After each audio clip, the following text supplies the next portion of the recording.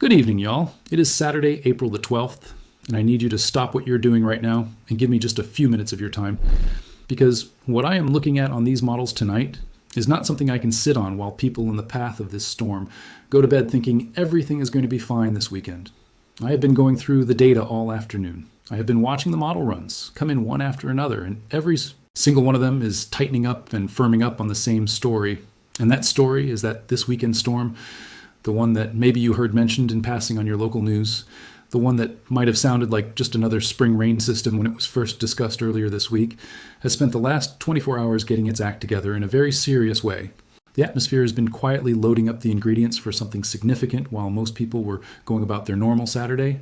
And I am here tonight because I want y'all to have the full picture before Sunday arrives. Because Sunday is when this thing gets serious. And serious is not a word I use lightly on this channel. When I say serious, I mean it the way a doctor means it when they sit you down and tell you to pay attention. So let us get into it. First, let me talk about what weather actually is at the most basic level. Because I genuinely believe that people who understand the fundamentals of why weather happens are better prepared for it than people who only know that it happens. All weather, every storm, every tornado, every blizzard, every flood, comes down to one basic thing.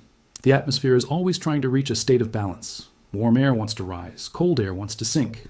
Moist air wants to condense and release its energy. Dry air wants to mix. And when you have large regions of atmosphere that are wildly out of balance with each other, when you have very warm, moist air sitting right next to very cold, dry air, separated by a boundary, the atmosphere tries to fix that imbalance, and the process of fixing it is what we call weather. The sharper and more extreme that imbalance, the more violent the weather that results. A gentle temperature gradient produces light winds and scattered clouds. A sharp, dramatic temperature gradient produces thunderstorms, tornadoes, blizzards, and flooding. Right now, across the central and eastern United States, that temperature gradient is about as sharp and as dramatic as you are going to see at this time of year. We have got air coming down from Canada that is 25 to 30 degrees below normal for mid-April, sitting just north and west of a region where Gulf of Mexico moisture has been streaming northward for days, and where surface temperatures are running 15 to 20 degrees above normal.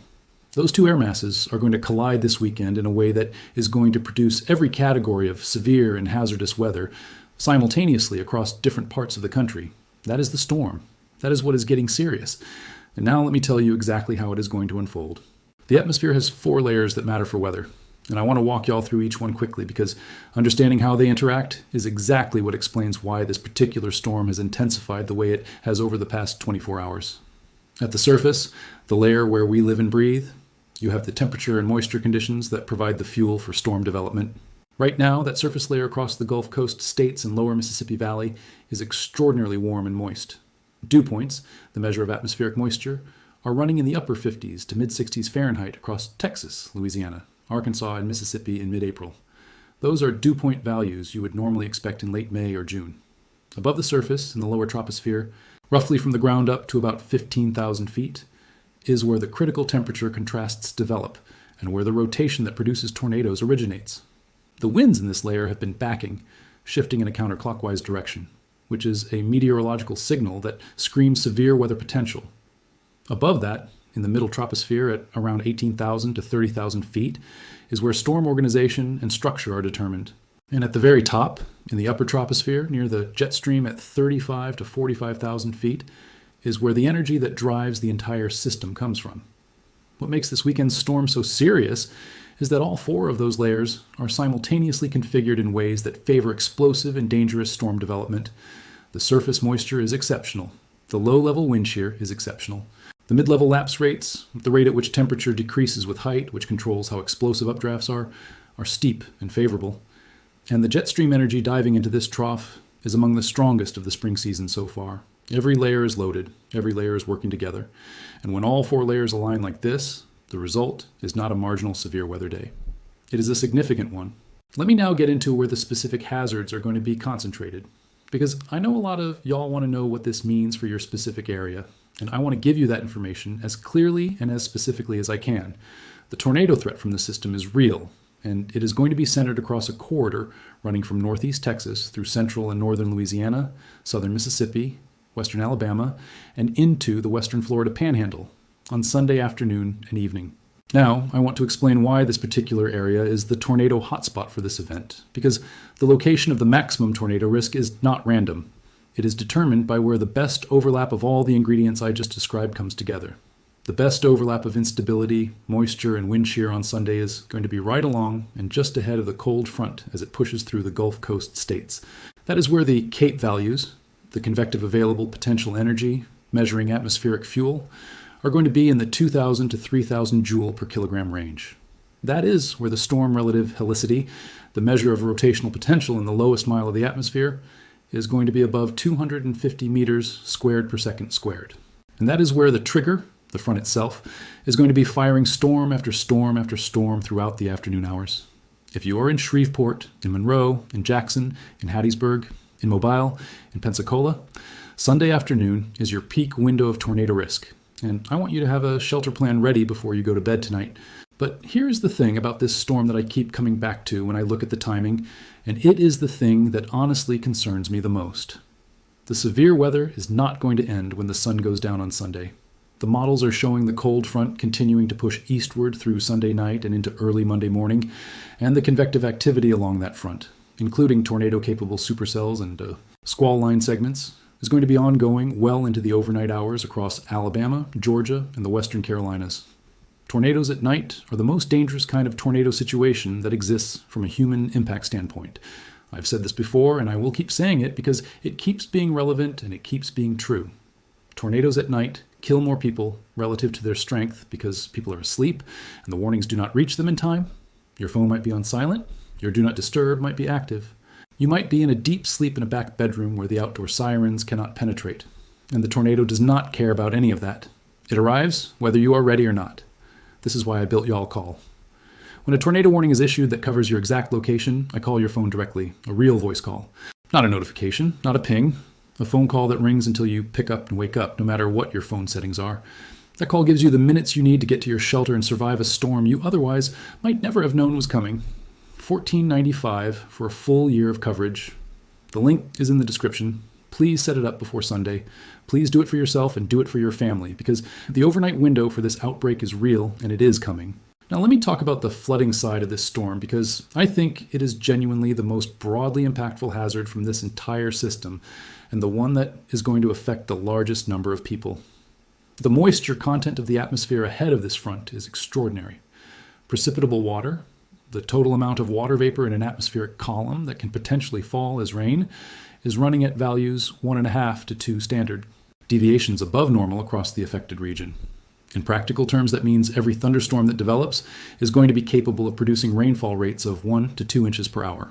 And in the most intense cores, rates exceeding 3 inches per hour are possible. Now, I want to make sure you all understand what those rainfall rates mean when they interact with the landscape and the river systems of the Deep South. The soils across much of Louisiana, Mississippi, and Alabama are already at or near saturation from rainfall earlier this month. When rain falls on saturated soil, it does not soak in. It runs off immediately and it runs off fast. Every drop that falls goes directly into the streams and the creeks and the rivers. And the river systems across this region, the Pearl River, the Tombigbee, the Black Warrior, the Coosa, are already running at above normal levels heading into this weekend. Adding 2 to 5 inches of rainfall over 24 to 36 hours on top of already saturated soils and already elevated rivers is a recipe for significant and dangerous flooding, and that is exactly what the models are showing for Sunday and Sunday night. Flash flooding is the #1 weather-related killer in the United States every single year, y'all. More people die from flooding than from tornadoes. More people die from flooding than from hurricanes in most years. And the reason so many people die from flooding is not that they do not know flooding is dangerous. Most people know flooding is dangerous. The reason is that people consistently and fatally underestimate moving water. 6 inches of fast-moving water is enough to knock a full-grown adult off their feet. 12 inches of moving water is enough to sweep a small vehicle off the road. 2 feet of water will carry almost any vehicle. And the thing about flooded roads is that you can never tell from behind your windshield how deep the water actually is or how fast it is moving beneath the surface. The road might look passable. Dozens of people have died on roads that looked passable. Please, this weekend, if you encounter water across a road, any water you cannot see the clear bottom of, turn around. Do not drive through it. Turn around, find another route, and get where you're going the safe way. No destination is worth your life. I mean that from the bottom of my heart, y'all. On the northern edge of this system, the cold air pushing southward behind the front is going to produce a late-season severe weather threat of a completely different kind across the Ohio Valley and the central Appalachians. As warm, moist air is forced up and over the advancing cold air, a process meteorologists call overrunning, the precipitation that falls into the cold surface air is going to freeze on contact with the ground, producing freezing rain and ice accumulation across portions of Kentucky, West Virginia, Western Virginia, and southwestern Pennsylvania. Ice storm potential in the core of this zone is running at 1/4 to 1/2 inch of accumulation, and I want to be direct with y'all about what that means, because freezing rain is the most deceptive weather hazard there is. It does not look like much, it just looks like rain. But every surface it touches, roads, sidewalks, steps, driveways, power lines, tree branches, becomes coated in a layer of ice that is essentially frictionless. 1/4 inch of ice makes roads as dangerous as a hockey rink. 1/2 inch starts bringing down branches and power lines.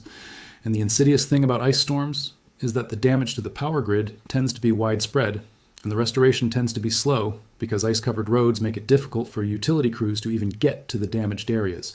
If you are in Lexington, in Charleston, in Huntington, in Roanoke, please take the ice storm potential seriously this weekend, and please have a plan for being without power for an extended period if it comes to that. I want to talk for just a second about severe thunderstorm winds separate from the tornado threat, because this is a hazard that gets underappreciated in the shadow of the tornado coverage, and it deserves its own attention. When a squall line develops and matures, which is exactly what is going to happen as the individual supercells along the front consolidate into an organized linear system. Sunday evening, the wind threat along the leading edge of that squall line becomes very significant. The process that drives those winds is called a rear inflow jet. Cold air from behind the storm system gets pulled forward at mid-levels of the atmosphere and descends violently to the surface along the front of the squall line, producing straight-line wind gusts of 50, 60, 70, and sometimes 80 miles per hour or more across a very broad area simultaneously. That is not tornado damage. Those are straight-line winds. But straight-line winds at 70 miles per hour bring down trees. They knock out power to hundreds of thousands of people at once. They flip unsecured trailers. They turn outdoor furniture into projectiles. Please look around your property today and tomorrow and bring inside or secure anything that could become a hazard in 60 to 70 mile per hour winds. Please check on elderly neighbors who may not be aware of what is coming. And please do not be outside when the squall line passes. Y'all, let me close by being real with you the way I always try to be real with you on this channel. This weekend's storm is serious. It is serious in the way that the data demands I describe it as serious. Not for clicks, not for views, not for drama, but because the atmospheric ingredients that are in place right now genuinely support a multi-hazard, high-impact weather event across a large and heavily populated part of this country. The people who come through this weekend best are going to be the ones who took Saturday night to get prepared, who identified their shelter, set up y'all call, checked on their neighbors, moved things inside, topped off their gas tank, made sure they have food and water in case of a power outage, and who approached Sunday with their eyes open and their attention on the weather. Please be one of those people. Please make sure the people you love are those people too. Share this video right now, y'all. Post it in your neighborhood groups. Text it to your family across the Gulf Coast states and the Ohio Valley. Send it to the people in your life who have not been following this storm yet, because they deserve to know what is coming before Sunday morning. Subscribe to this channel and hit the bell icon, because I am going live Sunday afternoon the moment the first severe weather develops, and I am staying on through the overnight hours until every warning is cleared. I will be right here with y'all all the way through it. Set up y'all call, get your preparations done tonight, and I will see y'all on the live stream. Stay safe out there. I love y'all.